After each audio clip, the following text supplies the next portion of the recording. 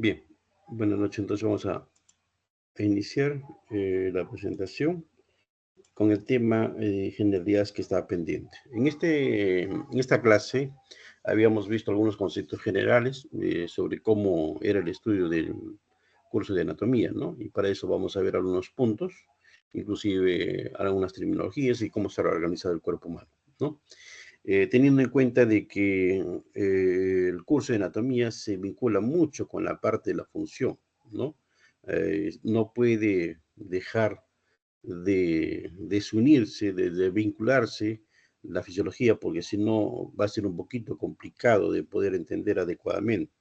Nosotros tenemos que tener en cuenta que no solamente es descripción, sino también saber algo, por lo menos, ustedes ya llevarán su curso de fisiología de manera más detallada, de qué papel cumple, ¿no? Para poder entender y poder entender los procesos que se dan dentro del cuerpo humano, para yo entender qué es lo normal y posteriormente cómo corregir eso, ¿no?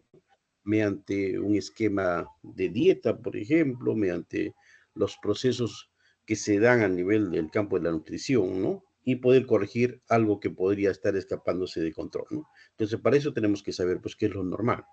Entonces, no solamente nos encargamos de la parte anatómica, la parte de la descripción macroscópica, sino también entender cuál es el papel que cumple cada uno de ellos, ¿no? Entonces, por eso que siempre estas dos disciplinas forman la base, el pilar de toda carrera que tenga que ver con salud, ¿no? De tal manera que nos va a ayudar a poder entender con mejor claridad todo lo concerniente al curso de anatomía. Y para que vean que anatomía tiene que ver con diferentes tipos de disciplinas, como por ejemplo la biología. En la biología se utiliza el microscopio, ¿no? Por eso que hablamos de una anatomía microscópica. Nosotros hacemos uso de simplemente de nuestra vista, por lo tanto, estamos aplicando una anatomía macroscópica, ¿no? También tiene que ver con el estudio desde el momento de la concepción hasta el nacimiento. Eso se llama la anatomía de desarrollo o simplemente en biología, ¿no? El estudiar el cuerpo humano por sistemas, creo que le da una connotación más completa de poder entender el funcionamiento integral, ¿no? La anatomía topográfica se relaciona a estudiar al cuerpo humano, pero por segmentos, por regiones, ¿no? Esa es la anatomía topográfica. Y la anatomía funcional o fisiológica justamente tiene que ver con el funcionamiento normal de cada órgano. Por eso les digo, no puede desvincularse. Y es más, la anatomía viene a ser el origen de las demás disciplinas, ¿no? Y la parte clínica tiene que ver con justamente para qué de acuerdo a lo que yo entendí, lo que yo sé, para qué me sirve, ¿no? ¿Cuál es la aplicación clínica que yo le doy, ¿no? Y también existe una anatomía radiológica mediante la utilización de algunos medios, como por ejemplo las radiografías, las tomografías, las ecografías, ¿no? Para eso es importante saber eh, cómo está compuesto el cuerpo humano, ¿no? Dónde se encuentra tal órgano, de qué tamaño, qué función hace, y eso nos permite entender de alguna manera los resultados de algunos exámenes radiológicos. Y la anatomía de superficie es importante para poder ubicar determinadas estructuras que están obviamente no a simple vista, ¿no? Que están debajo de la piel, ¿no? Entonces, todas estas disciplinas son unos conceptos que tenemos que tener en cuenta. Nosotros básicamente vamos a desarrollar la anatomía sistémica y la anatomía topográfica, acompañando algo de la fisiología y algo de la aplicación clínica. Y para esto también lo vamos a valer de cómo poder ubicar a través de la palpación, o sea, a través de la anatomía de superficie, poder ubicar determinados órganos que nos sirven como punto de referencia, ¿no? Entonces, el cuerpo humano, hemos visto que se divide en varias regiones y varios segmentos. Por ejemplo, tenemos una región de la cabeza, la que está por debajo, la región del cuello, la región del tórax, la región del abdomen, la región pélvica, la región del miembro superior, que a su vez se subdivide en otras regiones más o segmentos que se llaman el hombro, el brazo, el codo, el antebrazo, la muñeca, la mano, igual que en el miembro inferior, ¿no? Ahí hablamos de cadera, muslo, rodilla, pierna, tobillo y pie, ¿no? Entonces, como ven, el cuerpo humano tiene diferentes divisiones llamadas regiones o segmentos, ¿no? Y hay mucho más, ¿no? Hay una región lumbar, una región glútea, una región dorsal, una región escapular, una región sural, una región poplitea, una región pedia, una región plantar, una región palmar, una región dorsal y así sucesivamente, una región pélvica. Entonces, todo esto es para poder entender en los textos a qué se refieren cada uno de estos conceptos, ¿no? Y obviamente, conociendo toda esta división, podemos encontrar algunas estructuras. Por ejemplo, yo les preguntaría, ¿no? En la región de la cabeza, ¿qué estructura encontramos? Vamos a encontrar, por ejemplo, la nariz en la cara, en primer lugar la nariz, los ojos, las cejas, los labios, ¿no? ¿Qué encontramos en la región craneana? Los huesos del cráneo y cosas por el estilo, ¿no? Entonces nos sirve justamente para poder delimitar algunas estructuras anatómicas que conforman el cuerpo humano. Asimismo, estas regiones, se está viendo la diapositiva, ¿verdad? ¿Aló? Sí, doctor. Ah, ya, perfecto. Entonces, en cada una de estas regiones también hay algunos espacios que están dentro de estas regiones, como llamamos nosotros las cavidades. Por ejemplo, tenemos cavidad craneana, y en esta cavidad craneana vamos a encontrar, por ejemplo, todo lo que tiene que ver con el encéfalo, ¿no? El cerebro, cerebelo, tronco cerebral, el conducto vertebral, donde encontramos nosotros la médula espinal, por ejemplo, la cavidad torácica, donde vamos a encontrar los pulmones, la cavidad pericárdica, donde encontramos el corazón, la cavidad abdominal, donde encontramos el hígado, intestino, páncreas, vaso, estómago, la cavidad pélvica, donde encontramos los órganos intrapélvicos, como son en el hombre, por ejemplo, la vejiga, el recto en la mujer. Aparte de estos, tenemos el útero, las trompas, el ovario, ¿no? Entonces, también encontramos espacios. Doctor, disculpe que lo interrumpa. Dime, ¿Cambió de diapositiva? Porque se está ve en las. Sigue en contenido. Ah, ya, sí, sí ha cambiado. Ya, ya, voy a pasarlo entonces uno por uno. Esta es esta de acá viene a ser la segunda diapositiva que les presenté. ¿Se ve? Ahora sí se ve, doctor. Ahora sí se ve, Ya. doctor. Ah, ya. Ya, eso es lo que yo les decía, la parte de la vinculación de anatomía y la fisiología, ¿no? Si bien el curso es anatomía, tenemos que conocer un poquito la fisiología para poder entender, porque si no, no va a resultar un poquito aburrido y difícil de comprender, ¿no? Voy a pasar uno por uno mejor porque creo que hay problemas con esto. Y acá estaba la parte de las demás disciplinas de la anatomía. O sea, la anatomía es la madre de todas estas disciplinas, ¿no? La anatomía microscópica, que utiliza el microscopio, por eso se llama así, o biología, histología, la embriología, cuando se encarga de estudiar desde el momento que se fecunda el óvulo hasta el nacimiento, ¿no? La anatomía sistémica estudia los órganos que conforman todo un sistema, ¿no? Sistema, por ejemplo, endocrino, estudia todas las glándulas endocrinas en su conjunto, ¿no? La anatomía topográfica solamente estudia órganos que se encuentran en tal región, por ejemplo, solamente los que se encuentran en la cabeza o los que se encuentran en el cuello, y así.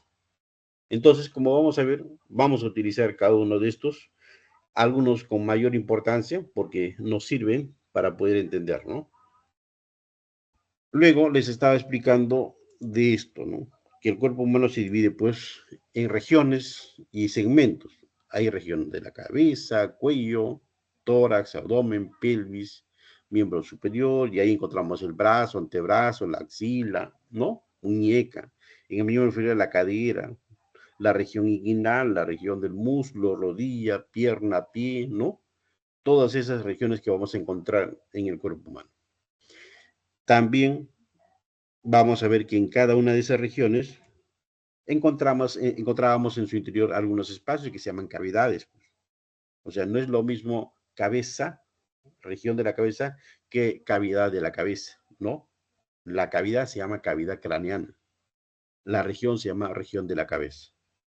Son casi similares, sí, pero no son iguales, ¿ya? El conducto vertebral, por donde está la médula espinal, la cavidad torácica, donde están los pulmones, la cavidad pericárdica, donde se encuentra el corazón, la cavidad abdominal, donde encontramos generalmente todos los órganos del aparato digestivo, y la cavidad pélvica que corresponde a los órganos o genitales internos, en este caso del varón, la glándula eh, seminal, ¿no? En la mujer, las trompas, el útero, el ovario y cosas por el estilo. Que eso lo vamos a ir viendo más adelante también, ¿ya? Así que no se preocupen, estamos dando una visión general de todo lo que, que comprende el estudio del cuerpo humano. Y acá están mencionándose las cavidades y cuál es el órgano que se encuentra en cada una de ellas, ¿no? Y es más, menciona también cómo está recubierto esas cavidades por una especie de membrana. Por ejemplo, en la cavidad craneana hay unas membranas que recubren internamente o que separan del hueso y del encéfalo mediante membranas que en este caso vienen a ser las meninges.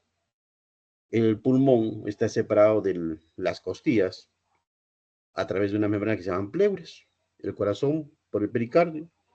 El hígado, el vaso del abdomen por el peritoneo y cosas por el estilo.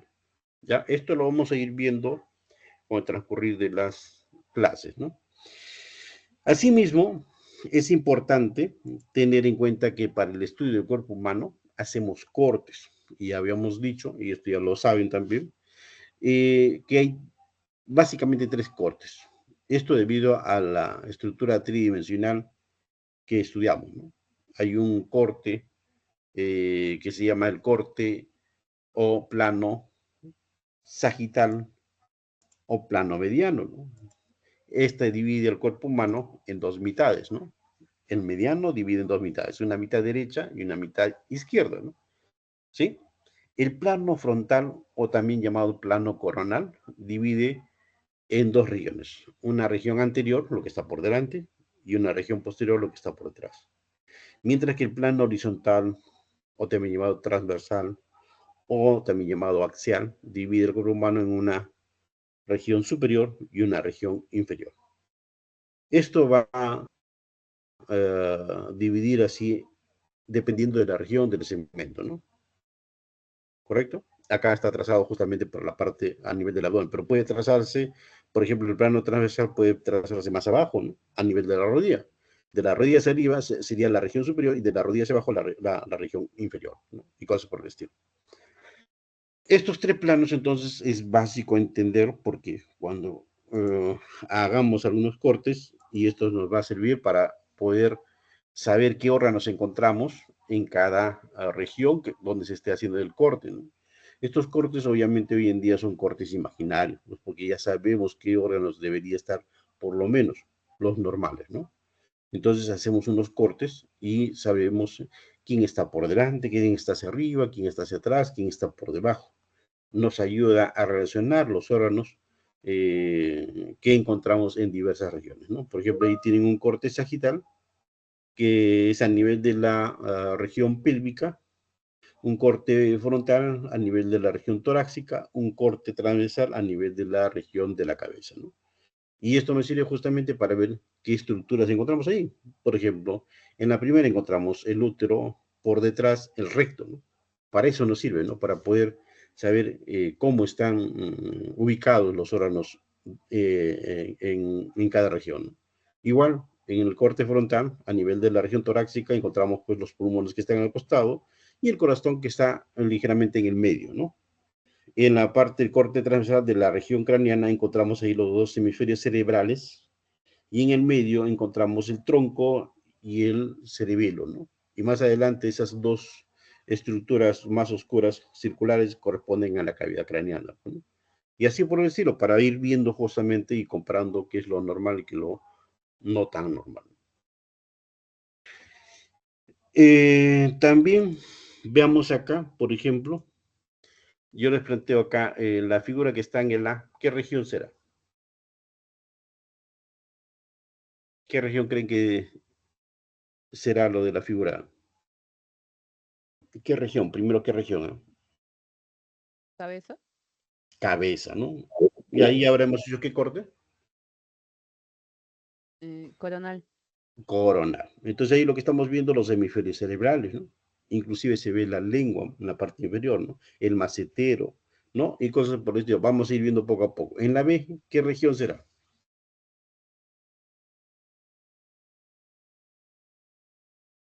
¿Qué creen? Es la región torácica, ¿no? La región torácica. Ahí ven hacia su derecha, a la derecha de ustedes, ven la columna vertebral, miren, y ahí la parte más blanquita, eso está refiriéndose a los discos intervertebrales. Y a su izquierda de la figura B está el esternón. Y en el medio encontramos ese hueco de color oscuro, más o menos todas esas cavidades que pertenecen al estómago. Y por debajo encontramos el hígado, miren.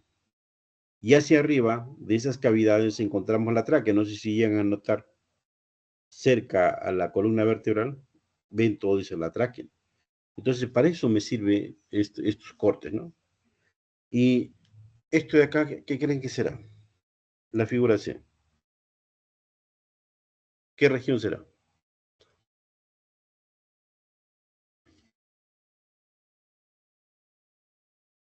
Cabeza, cuello, tórax, abdomen, pelvis. ¿Qué ¿Abdomen? región creen que es? ¿Cuál? Creo que ¿Abdomen? Parece doctor, esto pelvis, ¿no? parece que son los pulmones. Abdomen. Esa es la región del tórax, ¿no? Y ahí ven los dos pulmones y entre ellos el corazón, miren. Y hay un conducto ahí que eso representa la arteria aorta, ¿sí? Entonces es una región torácica. ¿Y qué corte se habrá hecho ahí?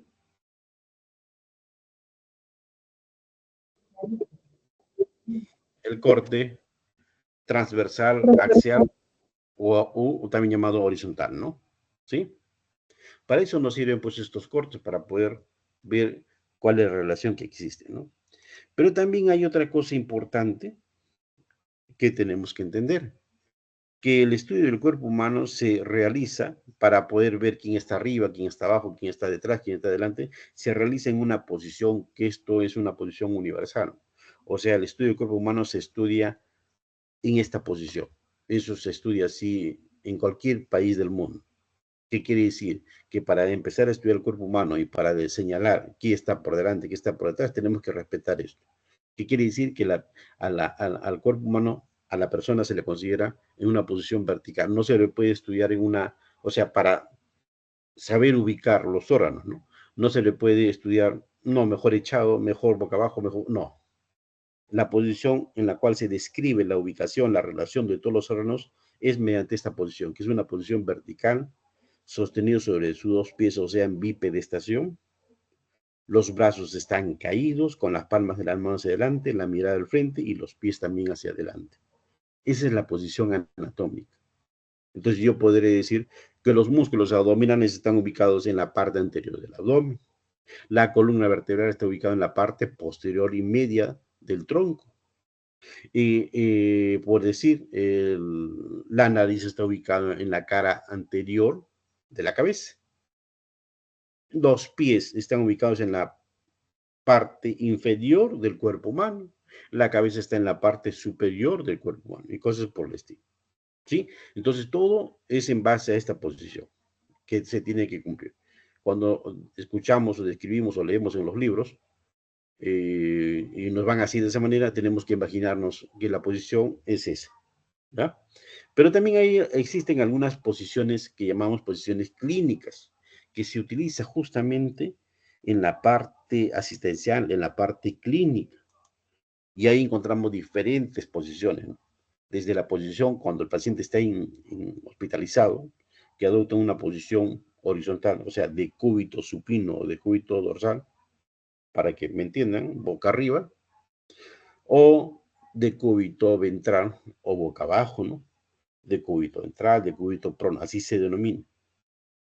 Pero hay posiciones, sobre todo ustedes se van a dar cuenta cuando hay problemas de repente de problemas de digestión, de problemas cardíacos o de problemas de respiración, en la cual el paciente no va a tolerar esa posición, tiene que estar semisentado, o sea, tiene que estar en una posición Fowler, cuando tienen que dar una alimentación, en este caso, por una sonda, ¿no?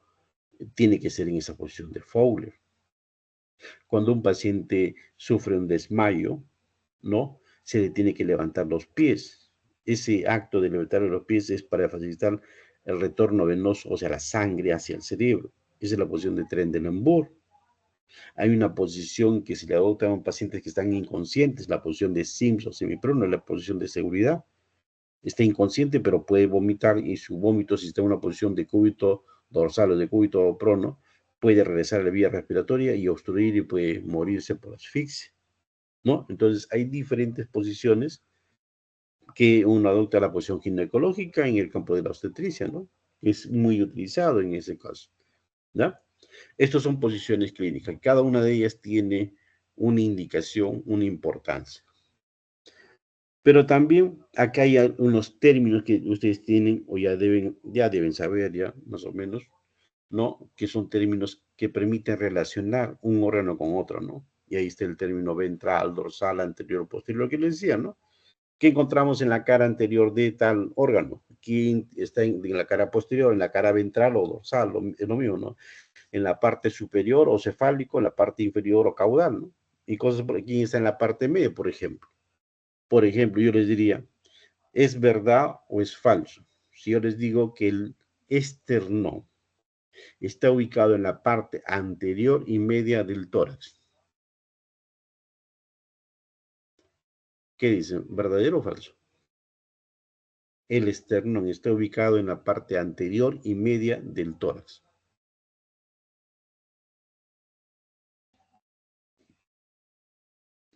¿Qué dicen?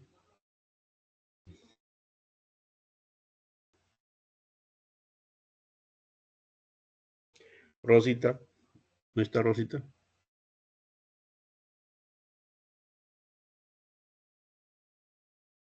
¿Qué dicen? A ver. Sí, estamos aquí, doctor. ¿Verdadero? Verdadero, ¿no? Verdadero. Pero respóndame, porque si no voy a pensar que estoy solito. Verdadero, ¿no? Está en la posición anterior y medio, ¿no? Las costillas estarán en la región lateral del tórax. O yo puedo decir, el corazón está ubicado en la cara posterior del esternón, ¿verdadero o falso?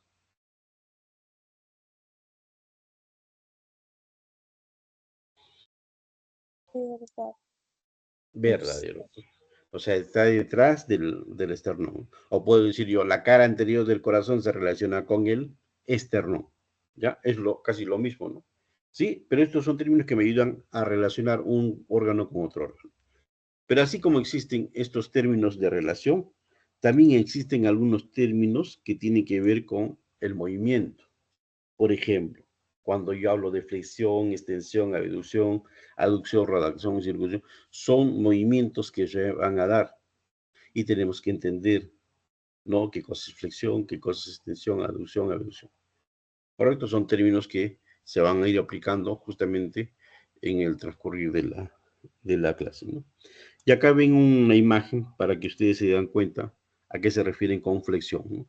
Flexión cuando se proyecta una región hacia adelante y extensión cuando se proyecta hacia atrás. O flexión es cuando disminuye el ángulo de articulación o extensión cuando aumenta el ángulo de articulación.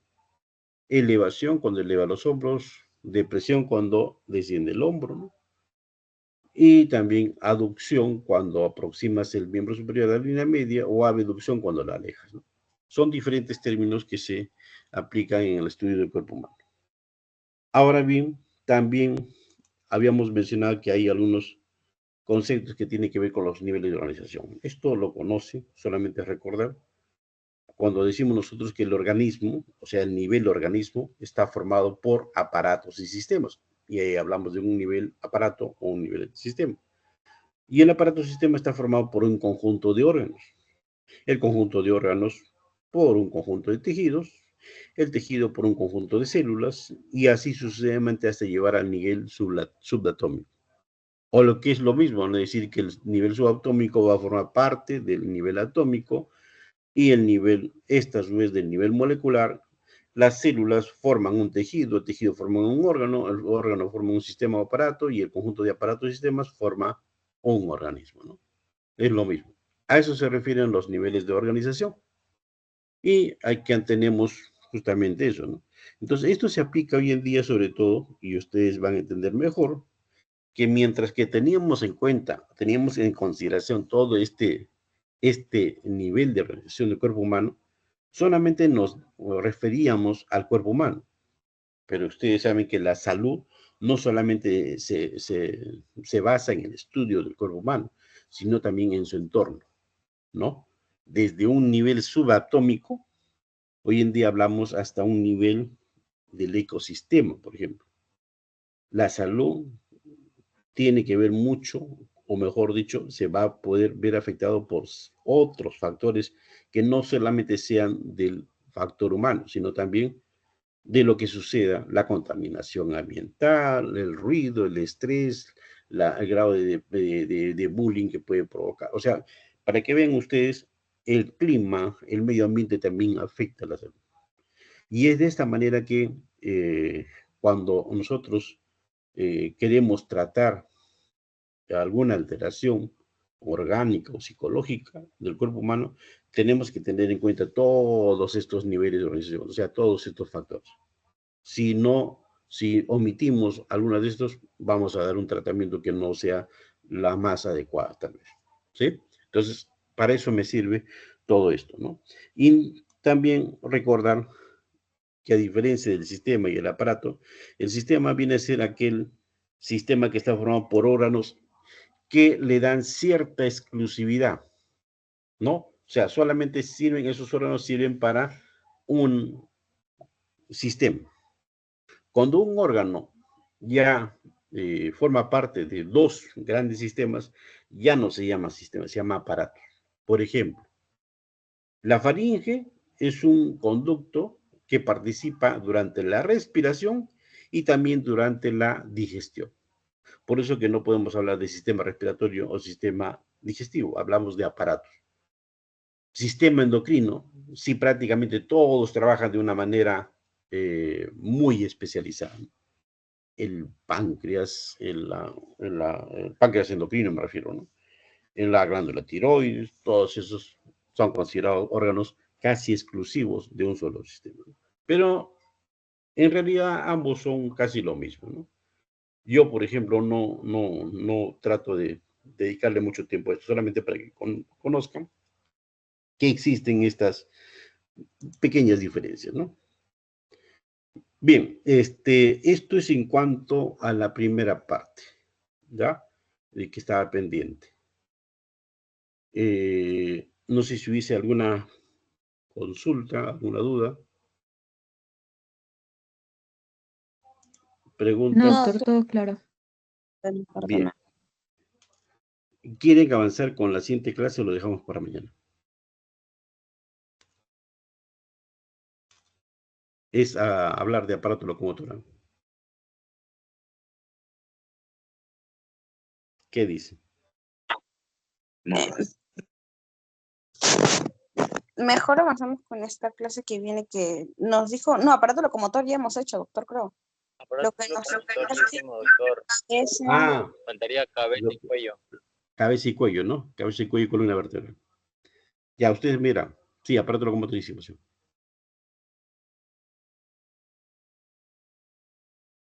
¿Pueden resistir o lo dejamos para mañana? Depende de ustedes, ¿eh? ¿Continuamos? de mi parte sí, mis compañeros que dicen. ¿Qué dicen? A ver, levanten la mano los que quieren continuar.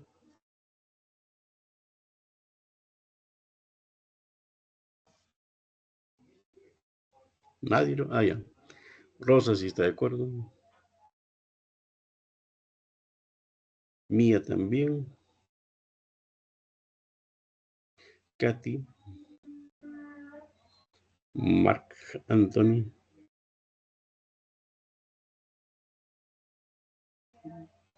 Ya, avanzamos, ¿ya? Porque si no nos va a quedar poco tiempo. Listo, entonces vamos a avanzar. Voy a tratar de hacerlo no tan técnico para que no se me cansen, ¿ya? A ver, vamos a avanzar entonces con la parte de cabeza y cuello, columna vertebral.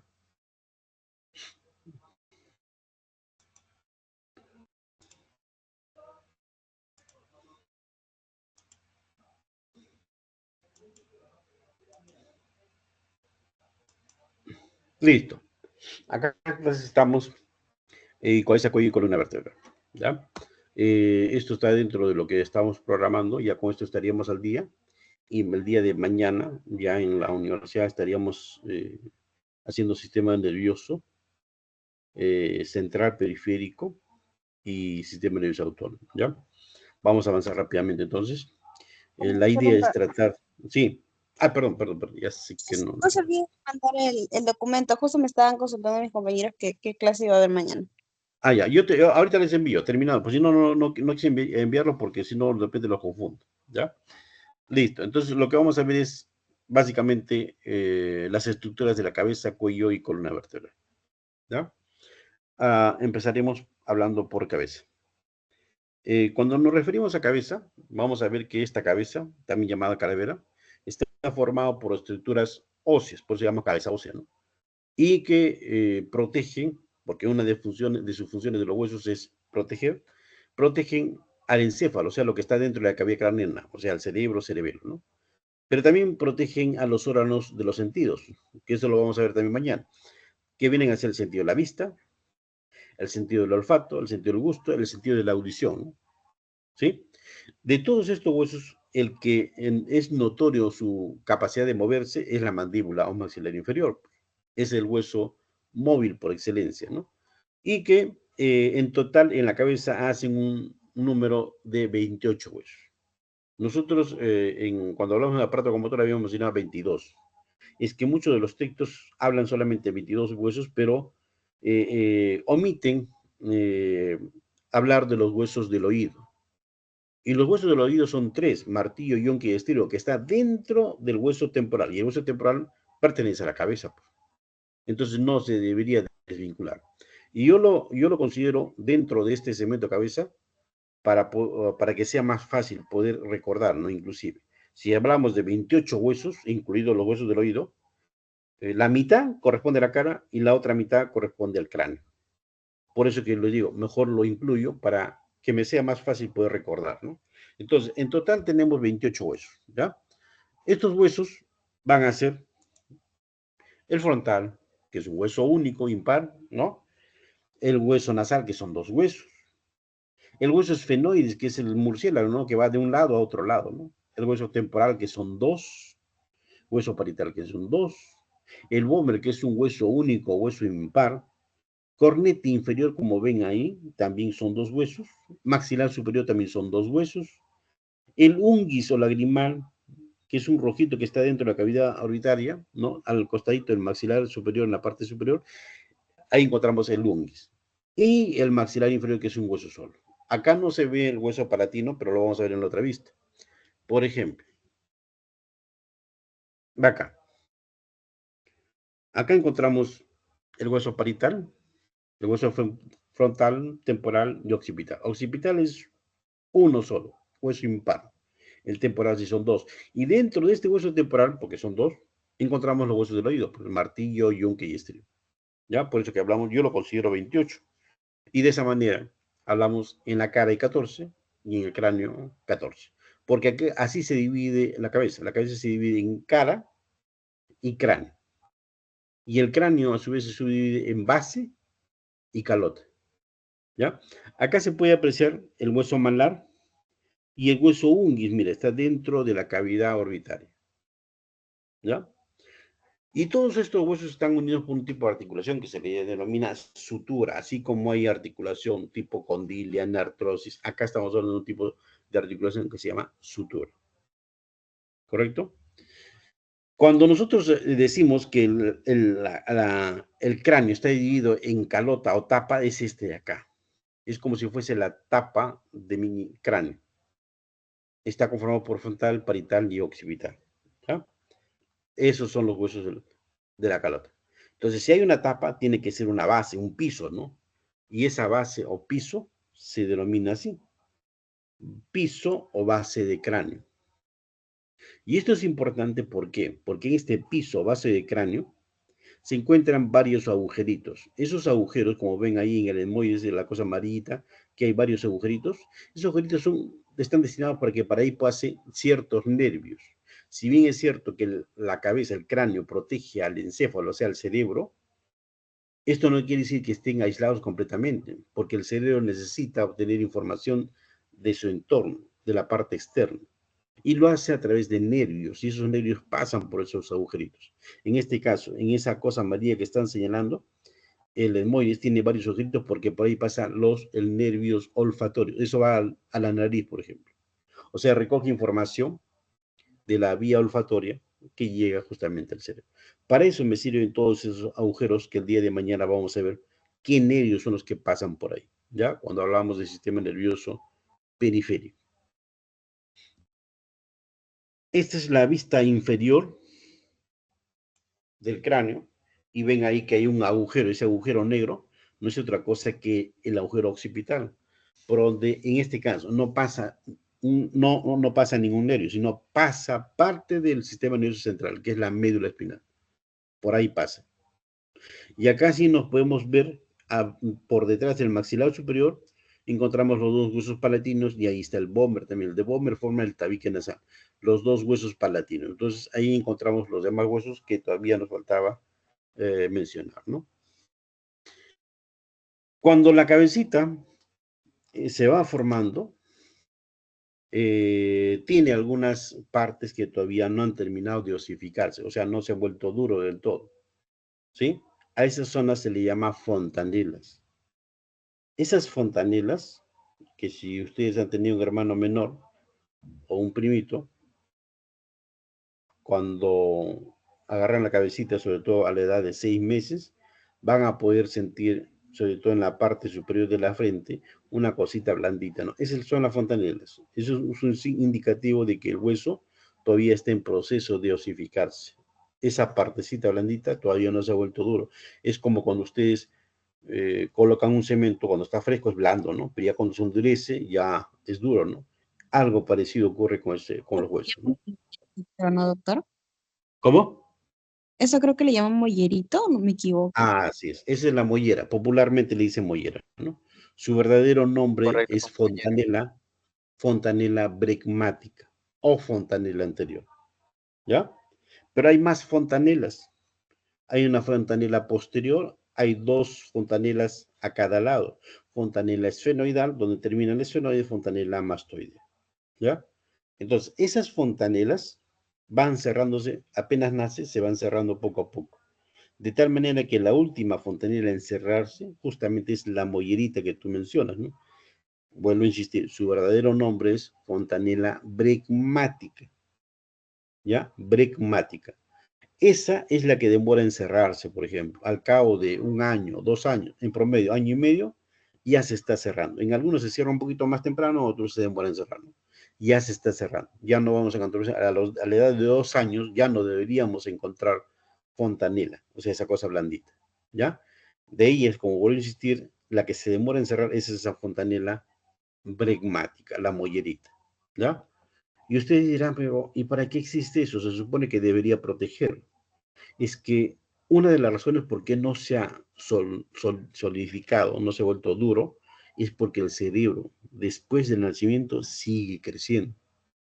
Si eso se soldaría, se volviera duro, obviamente el cerebro ya no va a poder crecer. Ese es un motivo. El otro motivo es de que cuando el bebé nace, nace por un conducto, un canal que le dicen canal del parto, que está prácticamente delimitado por la pelvis. Y entonces, para poder salir, es que esos huesecitos todavía son blanditos, no se cierran. Y conforme van descendiendo, pueden ir reduciendo el diámetro y poder salir. Pues, porque imagínense, si eso fuese duro y si se encuentra un sitio demasiado angosto, se quedaría ahí atrapado, ¿no? Esa sería la otra explicación. Y además, en el campo de la alimentación, de la nutrición, tiene mucho que ver la fontanela bregmática o la mollera. En los Doctor, primeros, ¿qué sí, estaría haciendo el cerebro? Porque usted dice que prácticamente como que se mantiene suave esas áreas precisamente para el crecimiento del cerebro. Y hasta que es cuando se endurece y cuando el cerebro deja de crecer. por eso a la edad de 2 años prácticamente ya debe cerrarse eso. ¿Ya? Pero tampoco no es algo, no, 2 años exactos debe cerrarse, ¿no? En algunas personas dura un poquito más, algunos se cierran antes, ¿no? Pero la idea es de que eso se vaya cerrando, ¿ya? En promedio, máximo 2 años, ya que es el momento en el cual ya el cerebro completó su crecimiento. Su crecimiento, ¿ah? Su crecimiento, por una cosa es crecimiento y otra cosa es desarrollo. Cuando hablo de crecimiento, hablo del volumen. Cuando hablo de desarrollo, hablamos del nivel de sinapsis que pueden establecer. Y eso se dará durante todo el tiempo, ¿no? Durante el desarrollo psicomotriz, durante el aprendizaje se generan sinapsis. Ustedes ahorita en estos momentos todavía están estableciendo sinapsis. Ustedes tienen la neurona, la cantidad de neuronas con la que nacieron, pero si no se establece esa sinapsis, no deja de desarrollarse. Ustedes, la mayoría de ustedes todavía están en un proceso de adolescencia. Tienen que llegar a la parte del razonamiento, del raciocinio, la aplicación del raciocinio, no de la parte cognitiva en su máxima evolución. Están en proceso, algunos de ustedes, ¿sabes? Porque yo he escuchado que tienen 17, 18 años, ¿no? Hay algunos que ya tienen, y por eso que cuando hablamos nosotros del desarrollo psicológico, estamos hablando de que existen ciertos estados en los cuales la conducta va a ir variando, ¿no? No es lo mismo un niño, un adolescente que un adulto. Para conversar el adolescente con un adulto, para el adolescente significa es aburrido, ¿no? Habla o, digamos, siente de otra manera, ¿no? El adolescente también es un poquito más, digamos, más creativo, más imaginativo, ¿no? Y cosas por el estilo. Pero eso ya cuando hablemos de otra parte, ¿ya? Pero lo que quiero que quede claro es que el crecimiento, más o menos hasta los 2 años, aproximadamente, tiempo en el cual estas fontanelas se cierran, desaparecen. Pero el desarrollo continúa. Por eso que se habla el cuidado de una adecuada, mejor dicho, alimentación, nutrición, para evitar los estados de anemia, porque el desarrollo del sistema nervioso, sobre todo en la parte cognitiva hasta los 5 años, es importante y para eso necesita un adecuado aporte de oxígeno y ese oxígeno depende de la cantidad de hemoglobina y depende de la cantidad de glóbulos rojos. No debe existir anemia en niños menores de 5 años, por eso que hay programas inclusive que están evaluando constantemente hasta los 5 años, ¿no? Si un niño sufre de anemia durante toda su vida, no va a completar ese proceso de desarrollo normal. ¿Qué quiere decir? Que le va a costar más adelante, cuando tenga 20, 30 años, le va a costar entender las cosas que le explico. Así de real es la cosa. Por eso que es importante la adecuada alimentación, ¿no? Y sobre todo, impedir que un niño menor de 5 años sufra de anemia, ¿no? Ya, entonces, eso es lo que quiero decirles con esta presencia de estructuras blandas que son las fontanelas. ¿Ya? Tenemos entonces acá el hueso frontal, temporal, occipital. Si ustedes se dan cuenta, hay un hueso frontal, 2 temporales, un occipital, serían ahí 4, más parietal serían 2, 6, el etmoides 1, 7, esfenoides 1, 8. 8 huesos, no, pero recuerden que en el temporal encontramos los huesos del oído, en cada temporal, 3, 3, 6, 6, 8 más 6, 14. Por eso yo siempre les digo, ¿no? Cabeza tiene 28 huesos. La mitad en la cara, 14, y la mitad en el cráneo, 14. ¿Ya? ¿Alguna otra pregunta? Todo correcto, doctor. Listo. En la cara, hablamos de 14 también, pues. Hay un bomber, que ese es el que está pintado de rojito. Hay un unguis, en este caso no lo voy a ver porque hemos hecho un corte sagital, ¿no? Está dentro de la cavidad orbitaria, pero son 2. El nasal, que son 2, ahí sí se ve en el dorso de la nariz. El cornete inferior, obviamente tampoco no lo veo. El malar cigomático también son 2, que tampoco en esta diapositiva no lo veo. El palatino, acá sí lo veo, mira, está de esa estructura de color rojo, ese huesito de color rojo, ahí dice palatino. Son 2, ¿ya? Uno a cada lado. El maxilar superior son 2 y el maxilar inferior es 1, ¿sí? Entonces en la cara, si ustedes contabilizan, son 14, ¿sí? 14 huesos en total. Ojo que hay huesos impares en la cara, como el vómer y el maxilar inferior, y huesos pares, como el unguis, nasal, cornete inferior, cigomático o malar, palatino y maxilar superior. Otra cosa que quiero que tengan en cuenta es que todos los huesos, sobre todo de la cabeza, no son huesos compactos. Hay huesos que tienen pequeñas cavidades. A esas cavidades ubicadas dentro de los huesos se le llaman senos. Seno implica cavidad, hueco, vacío. Y ahí ustedes lo pueden apreciar en donde dice esfenoides, hay un hueco, miren. En el frontal hay un hueco grande. El maxilar superior también tiene un hueco, o sea, un seno maxilar. Y el etmoides también tiene pequeños huequitos que se llaman seno etmoidal. O sea, los senos toman el nombre del hueso, ¿no? Seno frontal, seno fenoidal, seno maxilar, seno etmoidal. Y estas cavidades justamente están alrededor de la fosa nasal. Por eso le dicen senos que están paranasales, paralelos a la cavidad nasal. ¿Y para qué me sirven esto? Justamente para ventilar las fosas nasales y también interviene en el tono de la voz. Y ustedes se darán cuenta cuando se resfrían, por ejemplo, hay mucha mucosidad y esta mucosidad a veces ingresa a estas cavidades. Y la resonancia que tiene cuando uno habla cambia, pues. Se vuelve más sonoro, ¿no? Entonces cambia la voz inclusive, ¿ya? El problema está que cuando esta mucosidad se queda mucho tiempo en esas cavidades, y se infectan, provocan lo que llamamos las sinusitis. Un resfriado no puede durarte mucho tiempo o debes tratarlo de manera rápida, ¿no? No hay que dejar pasar así como así también, ¿ya? Si no, a la larga puede provocar un problema llamado sinusitis. Es un problema muy fastidioso, no duele la frente, duele los ojos, duele la parte de la cara, ¿no? Como si te estuviesen presionando, no es terrible, ¿ya?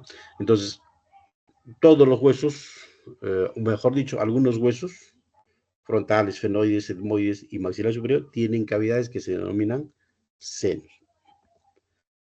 Y esto es un agregado para que puedan entender que la cabecita, lo que les decía, ¿no? Tiene ciertas estructuras blandas y se trazan unos diámetros para saber el tamaño del bebé, ¿no? Y generalmente cuando nace el bebé, nace presentando no la cara, sino lo que presenta, ni la frente, sino lo que presenta es la parte del vértice. O sea, lo primero que sale del bebé, sale esa parte. De tal manera que el diámetro que ofrece mide 9.5 centímetros. Ese diámetro se llama subcipito blegmático. No les voy a pedir que recuerden eso, pero les digo cómo es que nace y por qué la importancia de ese diámetro, ¿no? Y cuando sale, teniendo estas estructuras blandas, lo que hace inclusive puede reducir su diámetro y para que pueda salir tranquilamente, ¿no? Inclusive ya arribita, miren, vean, apenas nace, ahí dice minutos después del nacimiento, qué forma tiene la cabecita del bebé, miren, media alargada inclusive. Pero después del día ya adopta una forma más esférica, ¿no? O sea, hay bebitos que cuando nacen pues una cabecita bien, bien larguita, ¿no? Eso porque se ha adaptado al espacio por donde sale, ¿no? Al canal por donde sale, pero después recupera su forma normal, ¿ya?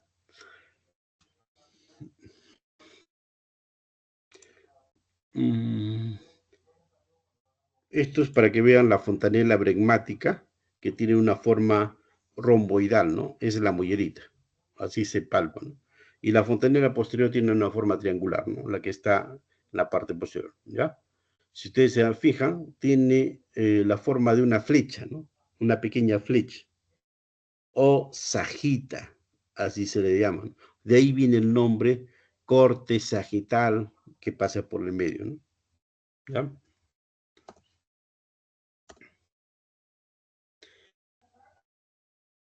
Vamos a los músculos de la cabeza.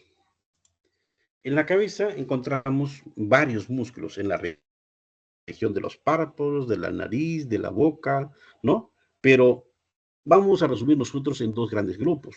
Hay unos músculos que solamente tienen que ver con el abrir y cerrar la boca, o sea, la masticación.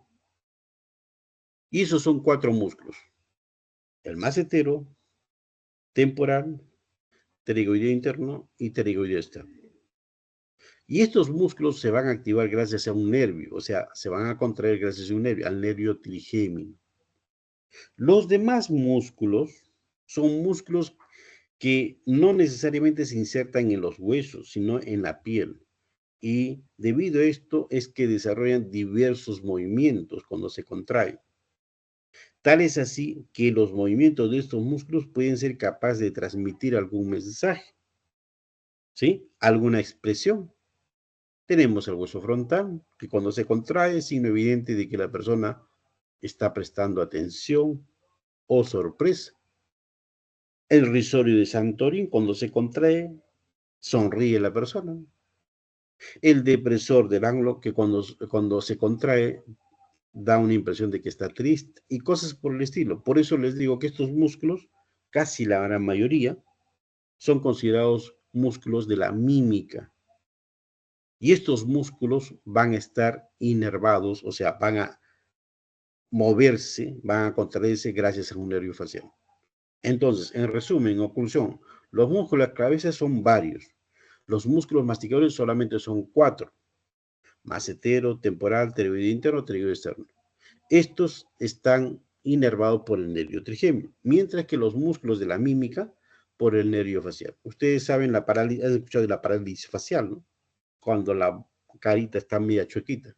Es porque ha habido una lesión del nervio facial y ese nervio facial hace funcionar a los músculos de la cara. Y cuando está lesionado, solamente funciona de un solo lado. Por eso que la contracción se va hacia a un solo lado, ¿no?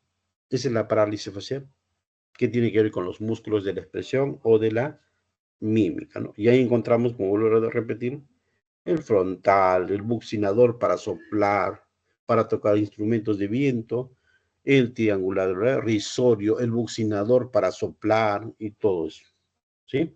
Eso es lo que por lo menos debemos entender, que hay dos grupos, ¿no? Y que están inervados por nervios diferentes.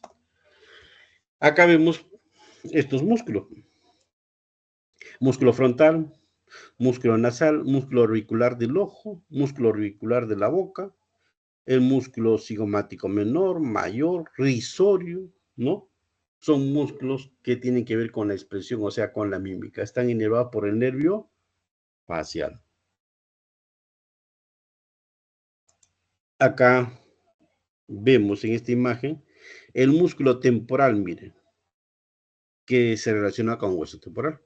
¿Y hasta dónde llega? Hasta la mandíbula maxilar inferior. Cuando se contrae, cierra la boca. Por eso que hablamos de un músculo mástico, el macetero, ¿no? Que está casi junto o debajo de la glándula parótida, ¿no? También es un músculo masticador. El buccinador es un músculo que está en la mejilla misma, que sirve para soplar. Cuando ustedes inflan globo, lo que están haciendo es que ese músculo se relaje y se contrae para botar el aire, ¿no? ¿Sí? Y tenemos acá en esta otra imagen los demás músculos masticadores, el pterigoideo interno y el pterigoideo externo, que están dentro o por dentro, en la parte interna del maxilar inferior, ¿no? Por eso que eso no se nota. Y hacia su derecha encontramos algunos conductos de color rojo y azul. Lo rojo viene a ser la arteria facial y la vena facial.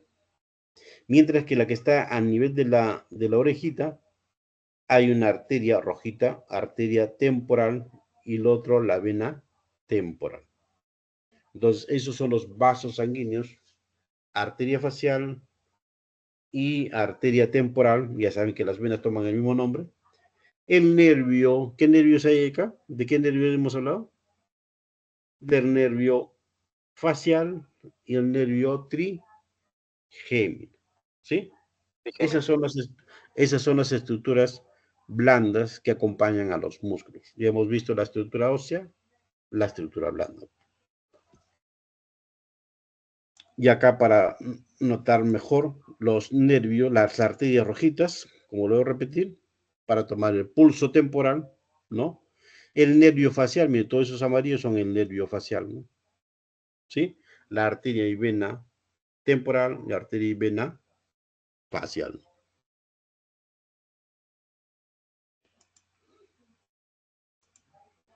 Ya, a ver, descansen 3 minutos, por favor, para continuar con esta región del cuello. Ya 3 minutitos, ya, hagan una pausa. Ya saben que no pueden estar mucho tiempo sentados. Párese un ratito.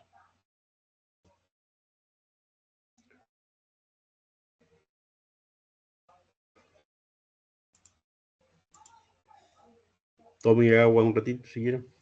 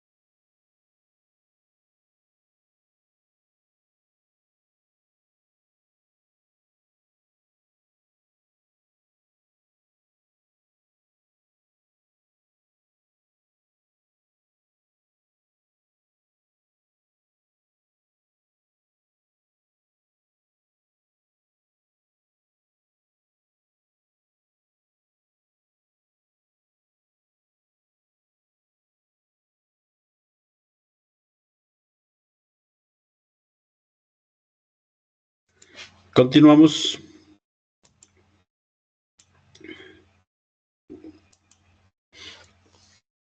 Bien, hablamos sobre el cuello, ¿ya? Ya hemos visto cabeza, ahora vamos a ver la región del cuello. Esta región, como ustedes se podrán dar cuenta, es una región que está entre la cabeza y el tórax. Eso es algo lógico, ¿verdad?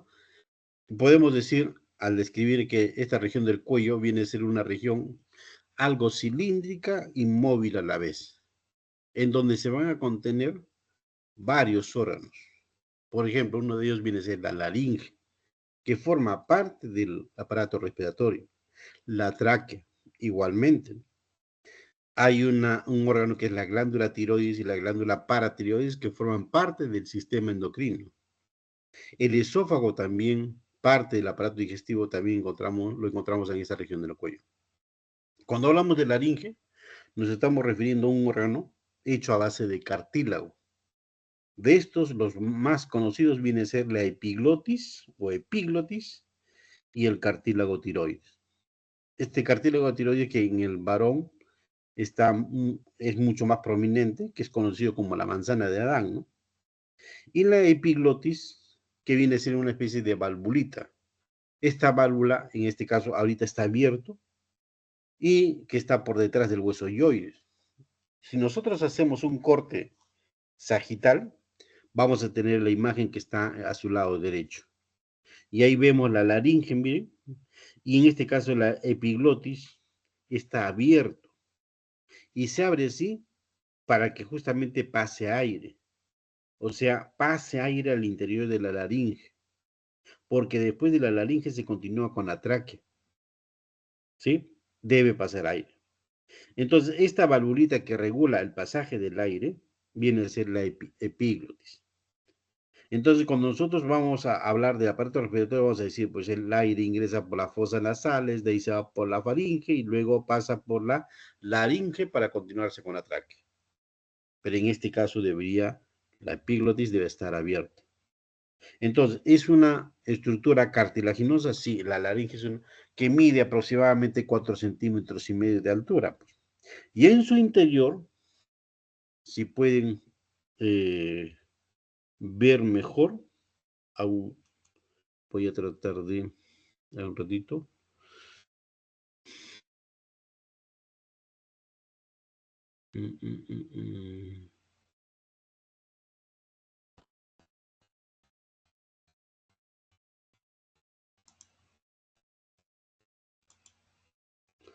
A ver, miren acá. Dentro de la laringe hay dos membranitas, una superior y otra inferior. Se llaman cuerdas vocales. La única que es considerada una cuerda vocal verdadera es la inferior. ¿Qué quiere decir? Que esa es la que, como una cuerda de guitarra, ¿no? Para que emita sonido, nosotros tendríamos que friccionar con los dedos la cuerda de guitarra.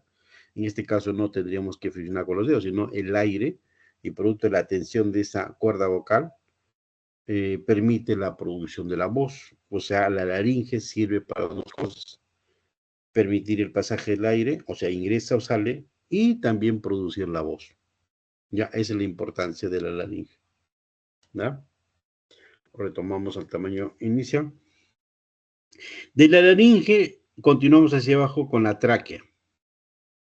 ¿Ya? Esta tráquea mide aproximadamente 10 a 12 centímetros. Y la única función que tiene sería la del pasaje de aire. ¿Ya? Detrás de la tráquea sí vamos a encontrar el esófago. Y este esófago también tiene comunicación con la faringe. Por eso les decía, el aire ingresa por la faringe. Igual, cuando uno come, en la boca se produce el bolo alimenticio y pasa por la faringe. Cuando uno come, al formarse el bolo alimenticio, pasa a la faringe. De la faringe tendría que irse directamente al esófago. Pero si estuviese abierto esa epiglotis, puede pasar a la laringe. Y si pasa a la laringe, eso sería malo. Va a estar obstruyendo el pasaje del aire y una persona puede morir por asfixia. Para esto, la epiglotis, cuando uno come, desciende y tapa, como cuando uno tapa su olla, ¿no? Desciende y tapa la laringe, de tal manera que el bolo alimenticio ya no puede ingresar y se va por detrás por el esófago. ¿Sí? Entonces, si nosotros queremos ver qué papel cumplen estas dos estructuras, tanto la faringe como el esófago, la faringe, que mide 13 a 15 centímetros de longitud, permite el pasaje del aire y también permite el pasaje del bolo alimenticio. Pero el esófago ya solamente permite el pasaje del bolo alimenticio, que mide más o menos 25 centímetros de longitud. ¿Ya?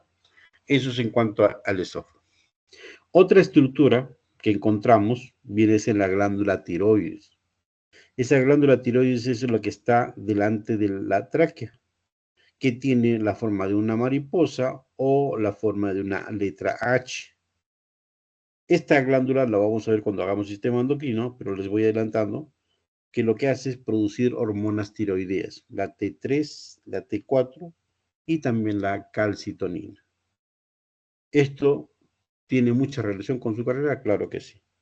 Por eso lo vamos a ver cuando hagamos sistema endocrino. ¿Da? Detrás de esta glándula tiroides también encontramos 4 glandulitas muy pequeñas que no se nota ahí, que se llama la glándula paratiroides, que tiene por función producir una hormona que se llama la paratormona, ¿ya? Pero forman parte del sistema endocrino, ¿ya? Eso lo vamos a ver cuando, con mayor detalle y mayor paciencia cuando hagamos sistema endocrino. Además de estos órganos que están ubicados en el cuello, también encontramos músculos. Músculos en la región lateral, 5 a cada lado, o sea, 10 en total, en la región lateral, a los costados. Y uno de ellos viene a ser el cutáneo del cuello o platisma, que cuando se contrae, hace que el labio, sobre todo la parte de la comisura, descienda. Y produce esa imagen cuando ustedes quieren, cuando utilizan el chat, quieren dar a entender que uno está triste, manda una carita triste, ¿no? Algo así coloca la boquita. Por eso dicen el músculo de la tristeza, ¿sí? El platisma cutáneo del cuello. Por debajo de ese músculo tenemos un músculo muy grueso que es el esternocleidomastoideo. Este músculo tiene por función mover el cuello, la cabeza, doblar, rota, lateraliza. Pero la parte más importante es que cubre o protege al paquete vasculonervioso del cuello, que está formado por el nervio vago o neumogástrico, la arteria carótida común o primitiva y la vena yugular interna. Es más, a este músculo, por esa función, se le considera músculo satélite de la arteria carótida. ¿Ya? Esa es su importancia. Aparte de tener una acción también de inspirador accesoriamente, ¿no? ¿Ya? Pero esa es la parte más importante. Luego vienen por debajo de este esternocleidomastoideo los escalenos, anterior, medio y posterior, que ayudan a la inspiración de manera accesoria, porque el principal músculo viene a ser el diafragma, ¿no? Eso lo vamos a ver cuando hagamos tórax, ¿ya? Entonces, esos son los 5 músculos a cada lado. Músculo lateral del cuello, cutáneo, esternocleidomastoideo, escaleno anterior, medio y posterior. Acá lo vemos. El cutáneo del cuello platisma, miren, es este rojito que está superficialmente, ¿no? Debajo encontramos al esternocleidomastoideo. Y debajo del esternocleidomastoideo encontramos los escalenos, anterior, medio y posterior. Como ven, termina eso en las 2 primeras costillas, por eso que decimos que son accesorios de la inspiración.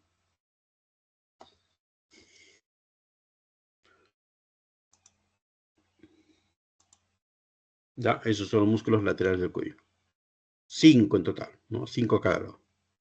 Ahora vamos a ver los músculos que están ubicados en la parte anterior del cuello. Y de estos encontramos nosotros 16 músculos. ¿Ya? 8 en la parte que está por encima del hueso yoides y 8 que está por debajo del hueso yoides.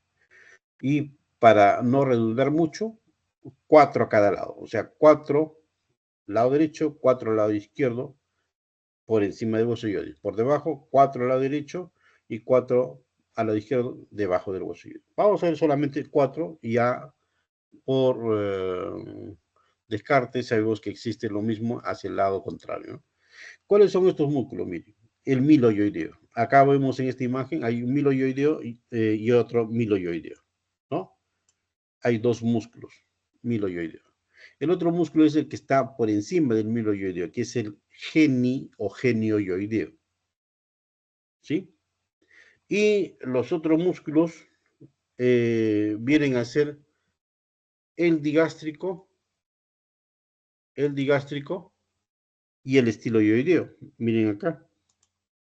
El digástrico, que está por encima de los yoides, y el estiloyoideo. O sea, son 4 músculos a cada lado, ¿no?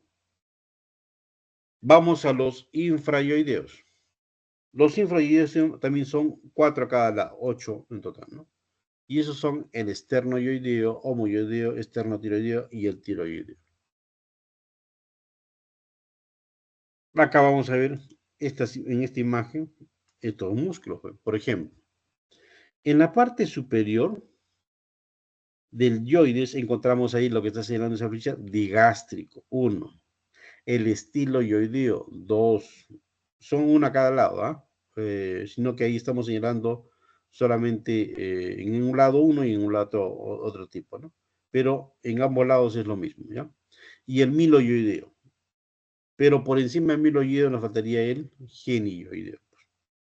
Los que están, y para recordar esto, ustedes hay una mnemotecnia, ¿no? Como están ubicados en la parte superior y que podemos relacionarlos con algo que me ayude a tener una alta autoestima, o sea, los que están hacia arriba, lo relaciono con una mnemotecnia que tiene que ver con diga que mi estilo es genial, ¿no? Diga, digástrico, miloyoideo, estilo de estiloyoideo Y el otro que faltaría el digástrico, ¿no? ¿no? Digástrico, miestilo, miloioideo, estilo, ¿ya? Es genial, genial de genioideo, ¿no? Son los que están hacia arriba, ¿no? Suprayoideos. En el caso de los infrayoideos, son esos que están dentro del corchete, ¿no? En esta llavecita, ¿no? Miren, por ejemplo, acá. Hay un músculo que va del esternón al hueso yoides. Ese músculo se llama esternoyoideo. Toma el nombre del lugar en que se inserta, ¿no? Esternón y yoides, esternoyoideo. Hay otro músculo que viene desde el omóplato al yoides, homoyoideo. ¿Sí? Pero por debajo del esternoyoideo, si yo saco, voy a encontrar dos musculitos más. Uno, como es en el caso que está a su lado derecho. Uno que viene del esternón hasta el cartílago tiroides, esternotiroideo. Y del cartílago tiroides al hueso yoides, tiroyoideo. Tiroides y yoides, ¿no? Tiroyoideo. Esos serían los 4 músculos que están ubicados en la parte derecha o izquierda, 4 a cada lado, de los infrayoideos, ¿no? Acá, si ustedes pueden ver, se ha cortado el esternocleidomastoideo. Y justamente se ha cortado para ver lo que hay detrás. Yo les decía, el esternocleidomastoideo cubre o protege al paquete vasculonervioso del cuello. Esto que está en azulito viene a ser la vena yugular interna.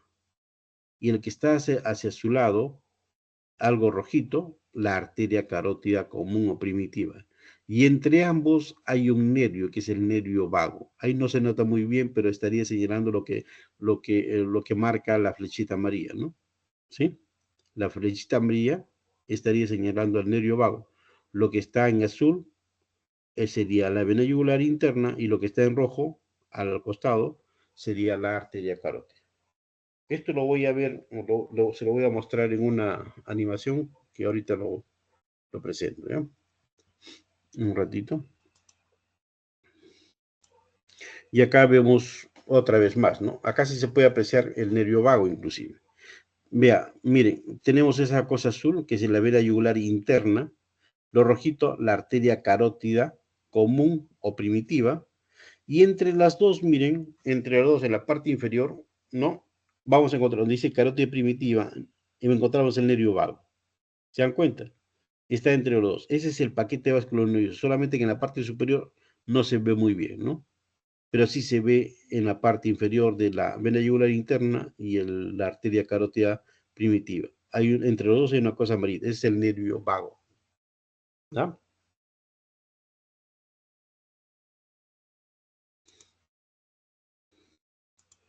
Esta es una imagen de un cadáver. Vemos ahí el esternocleidomastoideo. Podemos ver el hueso yoides, el músculo homoyoideo, esternoyoideo, el digástrico, el macetero, la glándula parótida, miren arriba. Y si nosotros sacamos una radiografía, vemos más que estructuras blandas, vemos los huesos, ¿no? Que para eso está diseñado, ¿no? Y vemos acá el hueso yoides, que está como si estuviese flotando, ¿no? Se ve algo entre el maxilar inferior y la parte del tórax, ¿no? Ahí vemos una imagen un poquito blanca que corresponde al hueso yoides. Pero inclusive se puede ver la silueta que deja el músculo esternocleidomastoideo, ¿no? ¿Sí? Y lo importante de todo esto, así como en resumen, es que estos músculos en el cuello forman una especie de figuras geométricas, para ser más preciso, forman triángulos. Uno de esos triángulos, importante acá, es el triángulo carotidio. Este triángulo carotidio está formado o está delimitado por el esternocleidomastoideo, el homoyoideo y el digástrico. ¿Y para qué será importante este triángulo carotidio? Porque ahí voy a encontrar dentro de ese triángulo a la arteria carótida. De tal manera que ubicando este triángulo voy a ubicar a la arteria carótida para tomar pulso carotidio. Eso es lo importante de estos músculos, sobre todo los infrayoideos. ¿No? Vamos a terminar con esta parte para hablar de columna vertebral. Como ven, la columna vertebral está formada por pequeños huesos que se llaman vértebras, son huesos irregulares, ¿no? y que si uno los ve por delante o por detrás, tiene casi una línea recta, pero si lo ve de costado, tiene curvaturas, y eso es lo normal. Esas curvaturas permiten que el peso del cuerpo se distribuya uniformemente a lo largo de toda la columna. Le da una especie de amortiguación cada vez que caminamos, corremos o saltamos. Ya para eso están esas curvaturas. Y también para mantener el equilibrio. Cuando una persona tiene alterada esta curvatura, o sea, se hace más pronunciada o se hace más recta la columna, constantemente tiende a perder el equilibrio, se cae, se tropieza constantemente. O sea, esta curvatura sirve justamente para darle estabilidad, equilibrio y flexibilidad. Y además debemos recordar que la columna vertebral, en su interior hay un espacio, un canal medular por donde pasa la médula espinal, pues por eso que decimos que protege a la médula espinal, que va desde la cabeza hasta la región pélvica. ¿Sí? Entonces, ¿hay curvaturas que tienen que darse? Sí. Y estas curvaturas se forman desde el momento que nace el bebé. Ustedes deben recordar o deben saber de que el bebé dentro del útero está encorvado, de tal manera que presenta una sola curvatura, como si fuese un arco. Está arqueada la columna. Y apenas nace tiene esa curvatura. Cuando nace, al bebé hay que estimular formar esas curvaturas para que no tenga problemas de pie plano, cansancio, dolor de espalda, dolor de cintura, se caiga y cosas por el estilo. Entonces uno va formando esa curvatura. ¿En qué momento? Hay que dejar al bebé boca abajo. Y cuando colocas boca abajo, el bebé va a tratar de levantar la cabecita. A un inicio no lo va a poder hacer, pues. Intenta levantar la cabecita y ese tipo de movimientos va generando la primera curvatura cervical. Después al bebé tienes que dejarlo gatear y ahí comienza a formar la segunda curvatura, sobre todo a nivel lumbar. Y cuando comienza a caminar ya se va formando la última curvatura. O sea, todo este proceso, levantar la cabeza, gatear, caminar, permite que se formen adecuadamente las curvaturas. ¿Ya? Entonces no hay que anular o no hay que bloquear ninguna de estas fases. El bebé tiene que colocarse boca abajo, levantar la cabecita, tiene que aprender a gatear y posteriormente a caminar. A veces hay padres que dicen, no la haga gatear porque si no ya se va a acostumbrar a eso y no va a querer caminar. No hay que omitir ninguna de estas fases porque si no vamos a tener problemas con la formación de las curvaturas. ¿Ya? De tal manera que vamos a encontrar curvaturas en la región cervical, que está formada por 7 vértebras cervicales, en la región torácica, por 12 vértebras torácicas, en la región lumbar por 5 vértebras lumbares, en la región sacra por 5 vértebras sacras que están fusionadas en una sola, que se denomina sacro. Y finalmente 3 a 4 vértebras cóccixes, ¿no? Cuando las vértebras están unidas así, sí se identifica fácilmente. El problema está cuando se disgrega, o sea, se separan, hay una confusión. Por lo tanto, es importante tener algunos patrones, algunas referencias que me permitan distinguir una vértebra de otra. Y para eso, primero tenemos que reconocer las partes de una vértebra. Las vértebras, o mejor dicho, todas las vértebras por lo general tienen una apófisis espinosa, que es la parte que se nota cuando nosotros pasamos nuestros dedos por la parte posterior del cuello, de la espalda, ¿no?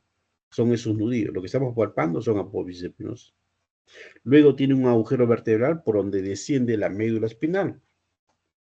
También tiene un cuerpo vertebral donde es el sitio donde se soporta todo el peso. Ahí están ubicados los discos intervertebrales. Pero también tiene una apófisis, mejor dicho, 2 apófisis transversas, una a cada lado, ¿no?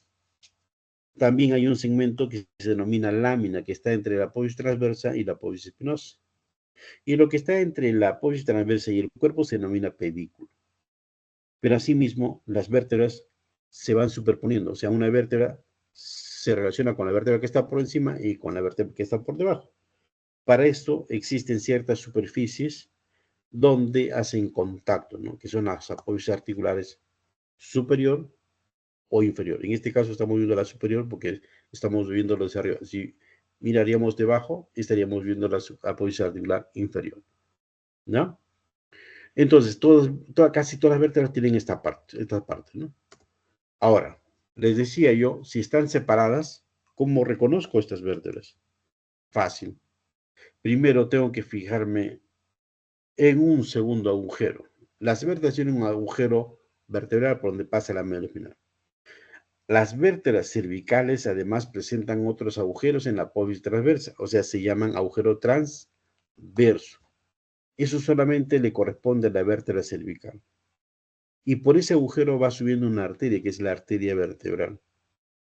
En cambio, las demás vértebras no tienen, pues, o sea, tanto la torácica como la lumbar no la tienen. La sacra la vamos a dejar de un lado, porque ya saben, eso es fácil de reconocer, ¿no? Entonces me faltaría distinguir entre una vértebra torácica y una vértebra lumbar. Y esto también es fácil, porque las únicas vértebras que entran en contacto con las costillas son las vértebras torácicas. Y a esa superficie que entra en contacto con las costillas se llama caría costal o caría articular para la costilla. Eso obviamente ustedes verán que en su cuello, donde están las vértebras cervicales, no tienen costillas. Ni en su cintura no tienen costillas, solamente las vértebras torácicas. Por descarte, las vértebras lumbares no tienen ni agujero transverso ni caría costal, pero sí tienen una pequeña prominencia que se llama tubérculo mamilar. ¿Ya? Entonces ya sabemos cómo distinguir. Y para ahora mencionar algunos otros detalles de las vértebras cervicales, podemos decir que aparte del agujero transverso, que sería el número 3, ese es el agujero transverso por donde pasa la arteria vertebral, el número 2 es el agujero vertebral por donde pasa la médula espinal, ¿no? El 1 vendría a ser el cuerpo y el 6 vendría a ser la apófisis espinosa, que mire, está como pequeña, o sea, corta y dividida, ¿no? Bifurcada, le dice.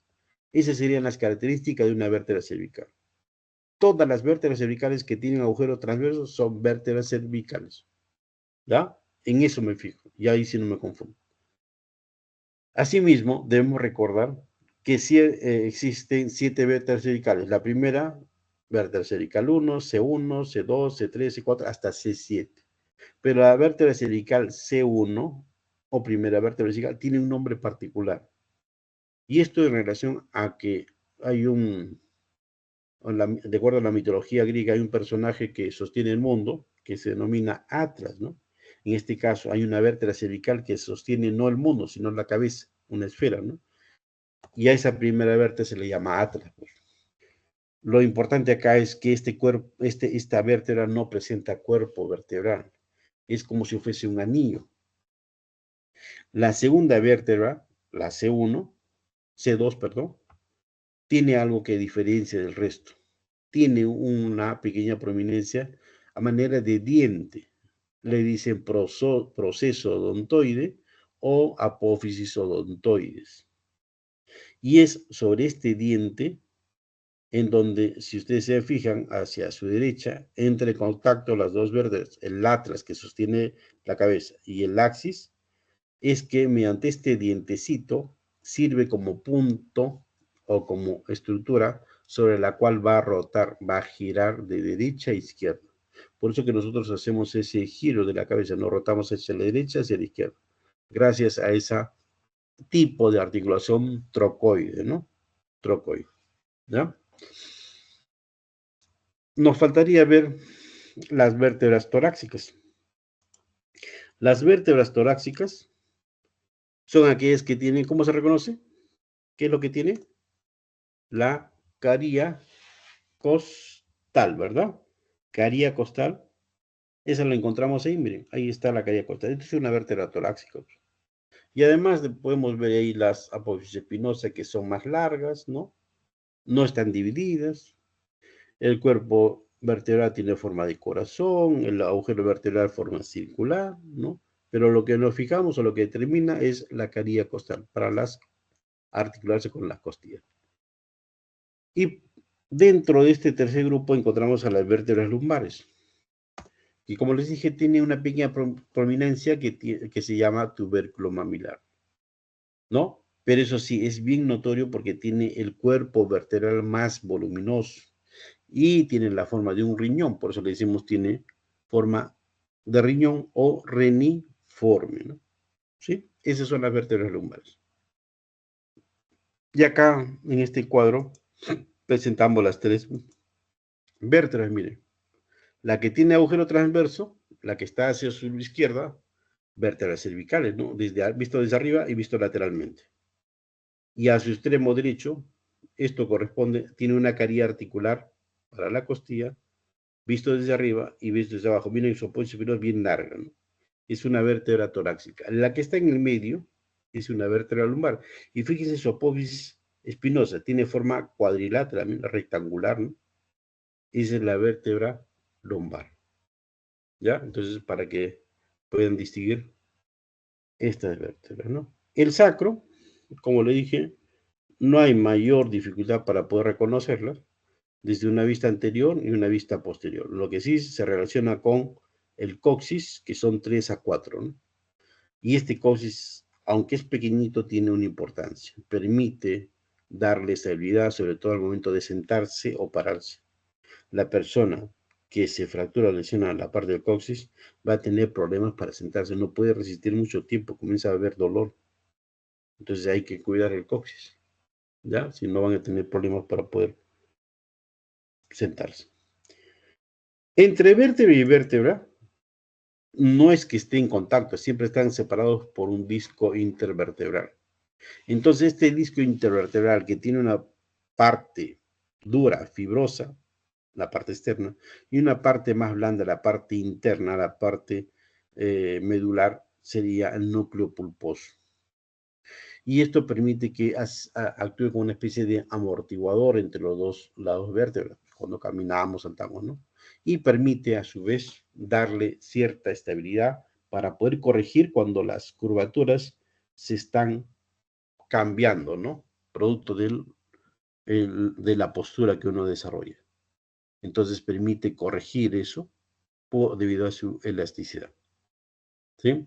Pero hay que tener cuidado porque cuando uno comienza a cargar mucho peso, ese disco intervertebral puede aplastarse demasiado y puede protruir el núcleo pulposo y presionar el nervio, ¿no? La figura que está en la parte inferior de su mano derecha, ven ahí un núcleo pulposo que se está protruyendo y está presionando esa estructura amarilla, es el nervio y comienza a haber dolor. Esa es la hernia del núcleo pulposo, así le dicen, ¿no? Hernia del núcleo pulposo. Lo normal es como está en la parte superior, ¿no? Entonces, evitar malas posturas o cargar mucho peso, si no causa este problema. Entonces, sabemos que la columna vertebral, que está formada por vértebras, ¿no? Presenta las curvaturas, ¿no?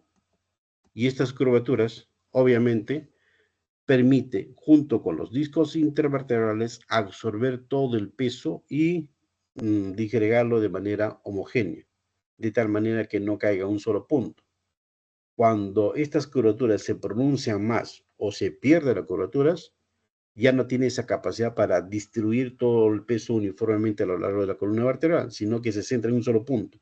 Y es ahí cuando aparece dolor, por ejemplo. Hay un dolor en la cintura, un dolor en el cuello o un dolor en la espalda, ¿no? Es porque esas curvaturas ya se están alterando, ¿sí? Dentro de lo que hablamos nosotros de las ciertas enfermedades como la osteoporosis, tienen mucho más frecuencia en 3 lugares: en la muñeca, en la cadera y en la columna vertebral. Lo que están viendo ustedes en la parte izquierda, en esa radiografía, están viendo vértebras que están con osteoporosis. Es como una madera poliada, ¿no? Y producto del peso que tienen que levantar, estas vértebras se pueden ir aplastando y obviamente va cambiando la curvatura, ¿no? Ahí se está formando una joroba, ¿no? Debido a que esas vértebras están debilitadas, ¿no? Debido a una osteoporosis. Entonces, las personas adultas mayores no deberían estar cargando ningún tipo de peso, porque corren el riesgo de provocar estas microfracturas que están aplastando las vértebras, ¿no? Ahí hay que tratar, sobre todo en etapas iniciales, fortalecer ese hueso, ¿no? Para que no llegue a este extremo. ¿Qué cosas hacen que el hueso se vuelva más resistente, más duro? La alimentación, ¿no? Calcio, la exposición al sol, en momentos en los cuales no haya mucha radiación UV, ¿no? Entre las 10 y las 4 de la tarde evitar, pero sí exponerse al sol, ¿no? Para que se genere vitamina D y la vitamina D ayude a fijar el calcio en el hueso, ¿no? Y otra cosa importante es la actividad física, ¿no? El ejercicio. El ejercicio, las caminatas, mínimo 30 minutos, hacen posible que el hueso no se debilite, ¿no? O sea, no se descalcifique, se vuelvan dos huesos más duros, ¿no? Pero esa actividad debe empezar de la edad de ustedes. 18, 20 años deberían estar haciendo actividad física, porque más adelante, cuando ya el problema ya no tiene un buen pronóstico, ¿no? Este es un problema de mala postura, por ejemplo, que ven. Obviamente la persona no se da cuenta de esta mala postura y ven ahí una radiografía, cómo está la columna, debería estar casi recta, ¿no? Pero ven ahí que está prácticamente presentando curvaturas anormales. Acá, de hecho, la persona debe tener dolor de espalda, dolor de cintura, puede haber problemas de adormecimiento, ¿no? Y obviamente problemas digestivos, cardíacos, porque recuerden, la columna vertebral protege la médula espinal y de la médula espinal llegan o salen nervios que van a inervar al aparato digestivo, al corazón, al diafragma, todo eso. O sea, va a haber problemas de repente de indigestión y cosas por el estilo. ¿Ya? Entonces no hay que llegar a... Todo esto se produce, ¿por qué? Porque adoptamos algunas malas posturas. Al momento de llevar la mochila, la llevamos a un solo lado, no colocamos en los dos brazos para que pueda balancear, ¿no? O cuando nos sentamos, o cuando nos recostamos para ver la computadora, el televisor, cosas por el estilo, ¿no? Para coger las cosas, ¿no? O para levantarnos. Y hay malas posturas que se van a ir dando, ¿no? Lo ideal es que uno tenga esas zonas de articulación con un eje o un ángulo en 90 grados. Inclusive se dice que la distancia mínima ante la pantalla tiene que haber unos 50 a 60 centímetros, ¿no? Y la vista tiene que estar a la altura del borde superior de la pantalla, ¿no? Entonces hay que adecuar el codo 90 grados, la rodilla 90 grados, el respaldar todo, estar en contacto con la espalda y todo por el estilo. Entonces de esa manera uno cuida su columna vertebral. Si no lo hace, pues hay consecuencias fatales, ¿no? ¿Cuáles son las funciones entonces de la columna vertebral? En primer lugar, protege la médula espinal y los nervios espinales, soporta el peso corporal de manera uniforme, proporciona un eje rígido y a la vez flexible para el momento de la movilización, ¿no? De la postura, ¿sí? Esas son las principales funciones de la columna vertebral. Listo. ¿Alguna pregunta o duda? ¿Preguntas o dudas? Rosita. No, claro, doctor. Ah, ya, pensé que te había dormido, Rosita. Listo. Por favor, si no entienden, siempre digan, ¿no? Bien, ahorita en unos minutos, Rosa, les envío el PPT de mañana, ¿ya? Mañana tenemos clase a las 3 de la tarde, ¿ya? Vayan leyendo algo para terminar temprano y puedan irse temprano. ¿Correcto? Sistema nervioso. ¿Ya? Y les envío ahora en un momento el PPT. Muchas gracias, Listo. doctor. Muchas gracias, Gracias, doctor. doctor. Que Cuídese tenga mucho. buena noche. Ya, buenas noches, ¿ah? Cuídese. Y gracias también por darse el tiempo, ¿ya? Gracias. Bendiciones, doctor. Cuídese. Buenas De noches, igual doctor. manera, Gracias. gracias. Igual, Dios lo bendiga también. Chao, chao.